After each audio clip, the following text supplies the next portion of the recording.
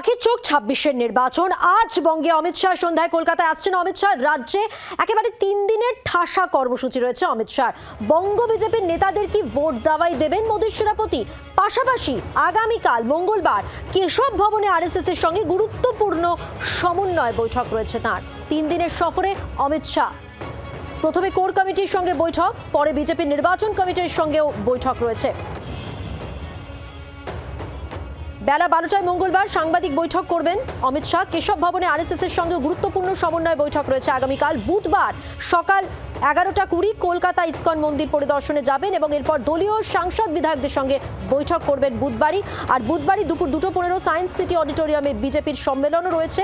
সঙ্গে সম্মেলনে মণ্ডল জেলা রাজ্য স্তরের নেতাদের তিনি বার্তা দিতে চলেছেন। সন্ধ্যে ৭:৩০টায় কলকাতা বিমানবন্দরে নামবেন আজ অমিত শাহ এবং ৩ দিনের ঠাসা কর্মসূচি তার রাজ্যে।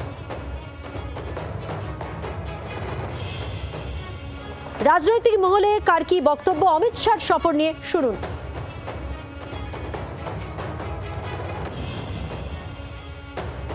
আসবে, যাবে, মিষ্টি দই আর রসগোল্লা খাবে, কিন্তু বাংলায় রসগোল্লাই পাবে। এই নোংরা কথার উত্তর তো আর ভদ্র ভাষায় দেওয়া যায় না। এই নোংরা কথার কি উত্তর দেব? ভারতবর্ষের স্বরাষ্ট্রমন্ত্রী, এবং শুধু স্বরাষ্ট্রমন্ত্রী নয়, বিশ্বের সবচেয়ে বড় রাজনৈতিক দলের অন্যতম মুখ।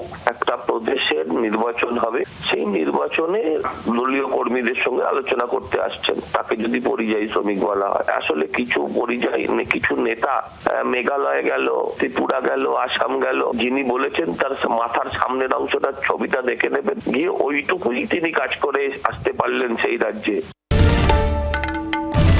বাংলার আওয়াজ, বাঙালির আবেগ, জি ২৪ ঘন্টা।